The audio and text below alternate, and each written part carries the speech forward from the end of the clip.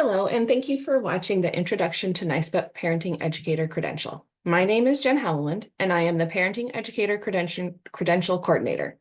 This webinar will be an introduction into the Parenting Educator Credential, what it is, who should apply, and why, along with an introduction of the application. There are many ways you can connect with NYSPEP. You can find us on Facebook at NYS Parenting Education Partnership. Email us at nyspep@nyspep.org and signing up to be a member of NYSPEP at nyspep.org. Membership is free. With us today, who's going to co-host this webinar is Judy Wolf. Judy is retired from Cornell Cooperative Extension of Tioga County. She was responsible for planning and implementation of educational programming in the areas of parenting and family development. Judy worked with parents in educational and support roles for over 35 years and has trained parenting educators and other family workers for over 25 years. The Family Resource Center in Tioga County was established and sustained under her leadership. Judy has been an active participant in the New York State Parenting Education Partnership, NYSPEP, since its organization in 2006. She is a member of the NYSPEP Steering Committee. She has contributed to the development of the NYSPEP Parenting Educator Credential and currently chairs the NYSPEP Credential Work Group and serves as the acting serves as the chair. Judy also served on the National Parenting Education Council from 2012 to 2019 and continues to serve on NPEN committees. She focuses her work with NYSPEP and NPEN on the professional development and recognition of parenting educators. Go ahead, Judy. Hi, Jen. Thank you. I'm really happy to have this opportunity to talk with you about the NYSPEP Parenting Educator Credential. You can tell from the bio that Jen read, I've been involved with developing the credential and promoting it and guiding parenting educators to get the credential for quite a few years right now. We'll start out with what is the NYSPEP Parenting Educator Credential? It's a professional recognition framework for parenting educators. That means it formally acknowledges the parenting educator's professional competence that's been developed through education, training, skills, and experience. It's not a license and it's not a training program. The application process itself is a self-assessment where the parenting educator documents their education, training, and skills and experience. It can serve as a guide for ongoing professional development, and we'll talk about that in a little bit. It's an accomplishment for the parenting educator to add to their resume. It's letters to put behind your name that document you have the competencies to be a skilled parenting educator. Some funders require a preferred credentialed staff, and if a parenting educator has the credential, this places them in a better position for grants or positions funded by these grants. Okay, Jen. So when we think about who should have the credential, really anyone who touches the lives of those who influence the lives of children. There are lots of people who do lots of work with families, and many don't have the title parenting educator. But they might be facilitators of parenting groups or parent coaches, home visitors, parent advocates with school districts or other programs. They might support the people who are doing all of those works. They might be social workers or early childhood education teachers. Those are just a few. And they come from many different fields, not just parenting education for their training.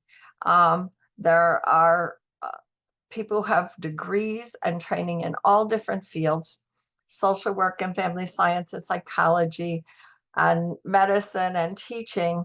And yet all of these people can and should earn the credential if they are working with families and helping them learn how to best support the development of their children. Okay, next slide. So why should I get the credential? Why should you get the credential? Like you can notice from the slide before this, parenting education is a broad field and it includes many disciplines like nursing and pediatrics and early childhood education and social work and substance abuse and prenatal care, just to name a few of them. Because of this diversity and because people in those jobs have training in lots of other areas, there's a need for the credential to identify the essential competencies that are required for a parenting educator. When the parenting educators earn the credential, then they've demonstrated that they possess these competencies.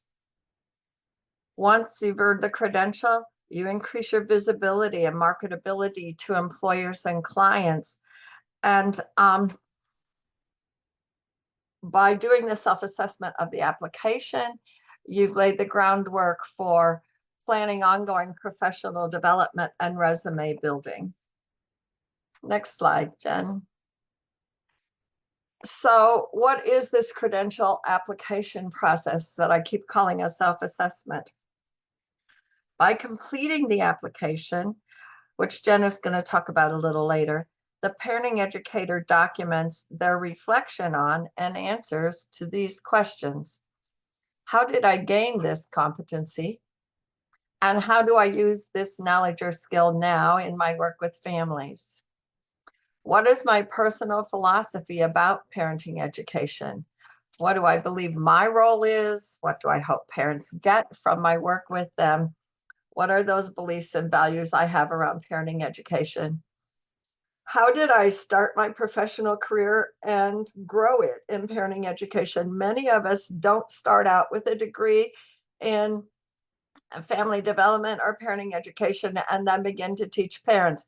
Many of us begin by being a volunteer in a program that we took as a parent ourselves or recruited as a peer parent to guide other parents and begin to learn more and more about parenting education. And so thinking about how did I come to that? Now have I grown through parenting education? And what experience have I had? Have I had one-on-one experiences with parents? Have I facilitated groups? Have I been a parenting educator as a peer advocate? Have I been a parenting educator from a more expert field where there's something that I know a lot about, perhaps child development, and I've shared that knowledge with parents? So you'll reflect on all of these questions as you complete all of the pieces of the credential application. Next slide. So the competencies, and Jen will share with you a list of the core competencies for the parenting educator credential. They can function as a guide for you in your professional development. The list is long and vast and profound, long and deep. It includes topics that parents need to learn about, like child development and discipline and family dynamics. It also includes topics that are about the process of parenting education, like communication skills and facilitation skills. So there's this long list of competencies. They can serve as a guide for the parenting educator in ongoing professional development. They can either help the parenting educator identify places of strength and places they want to grow more so that they can become an expert in that area, or places where they don't feel as strong and they need to learn more or have more experience with those topics. So this process, and by completing the application, the parenting educator can begin to plan their ongoing professional development. The parenting education field is always growing. There's always new things for us to learn. And even after attaining the credential, we all need to be working on continuing to grow and learn more to be the best parenting educator we can be.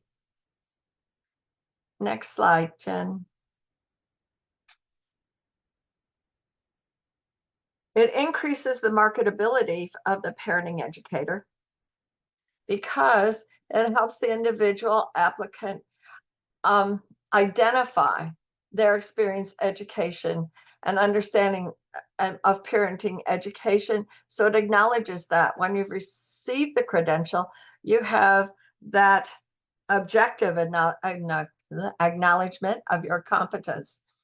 And like I said before, there are certain grant funders who will offer points toward grant applications if there are credentialed parenting educators on the staff, or if a program agrees to help their parenting educators get credentialed.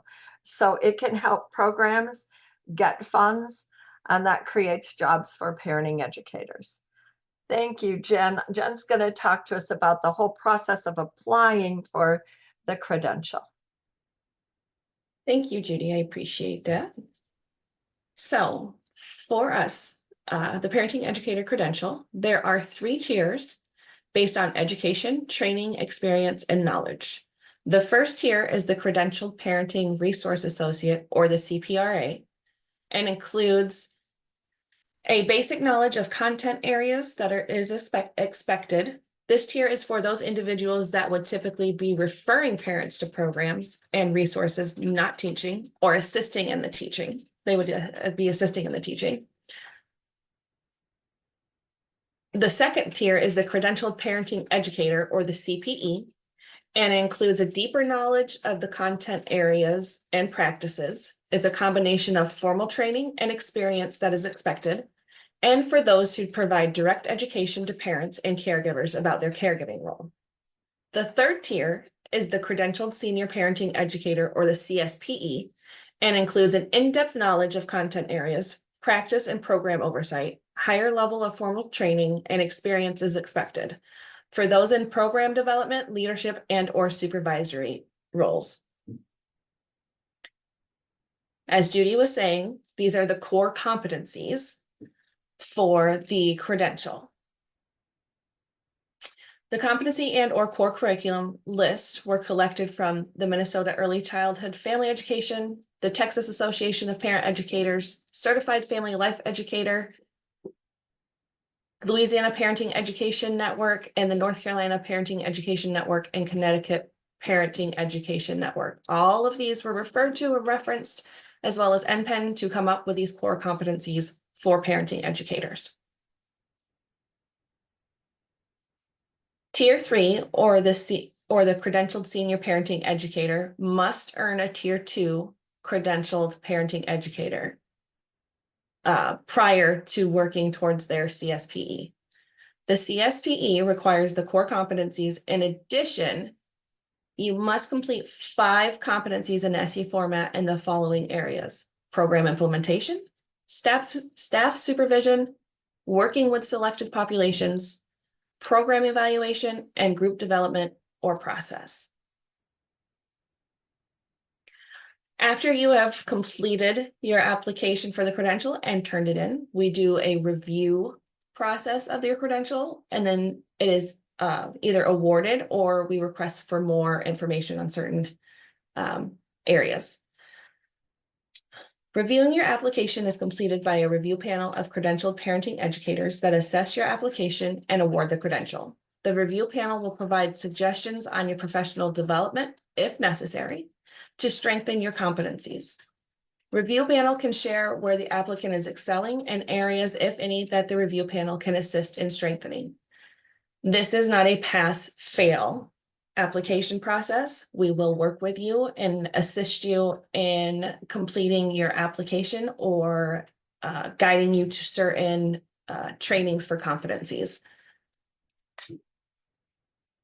The credential application process begins by contacting the Parenting Educator Credential Coordinator, that is me, at credential@nyspep.org, or you can go to nyspep.org and you can click on the Parenting Educator Credential tab and filling out the "Have Questions About the Parenting Educator Credential" form located at the bottom of the page.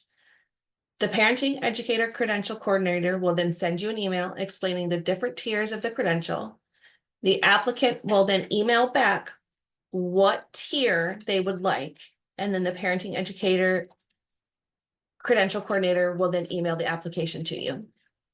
The first thing that we recommend after you receive your application, or if you're interested even prior, is to register for an Aspire account at nyworksforchildren.org to start the process of uploading all of your documentation. Mentoring sessions are available and will be discussed later. Starting the process of the application is getting letters of recommendations from a supervisor and a parent. Letters from others may be substituted due to if you are self-employed, you may not have a supervisor, reach out to the credential coordinator and we can see different people that you can request those letters from. Prepare your application portfolio. There is no timeline to complete this process. However, we do recommend completing it within a year of receiving the application, if possible sooner. Once the application is submitted, and the other documentations and fees are sent to the parenting educator credential coordinator, the application is then reviewed by our review panel. From the review panel, you will be awarded or you will be asked to provide revisions. If revisions are asked, I will then send an email with the revisions being asked for what sections. Once you're complete with the revisions, email them back to myself, and then I will share it with the review board. They will be evaluated in either the credential awarded or further reviews. This process will continue if necessary until the credential is awarded. Again, this is not a pass-fail portfolio. Once your credential is awarded, renewal is required every 4 years, or you may apply for the next tier. Our highest tier is a tier 3. Support for the applicants. NYSPEP offers support for applicants throughout the application process. We offer mentoring sessions, and we are also offering, if you need help in between those mentoring sessions, you can reach out to me and I can provide information for you or assist you in connecting with someone who can. We also do hold live Aspire webinars quarterly to assist you through working through the Aspire website and your application process. You must register to attend. You can register for both by contacting myself at credential@nyspep.org. For your convenience, we offer application deadlines quarterly. First one of the year is January 31st, and then April 30th, July 31st, and then October 31st. For questions about your credential application, again, you can please contact the NYSPEP Parenting Educator Credential Coordinator at credential@nyspep.org. You can visit www.nyspep.org/credential, or you can watch the application webinar that is posted, the ethics webinar, and then attend the live quarterly Aspire webinars. And we thank you for participating and watching our introduction to the NYSPEP Parenting Credential. And if you have any questions, please reach out to myself at credential@nyspep.org.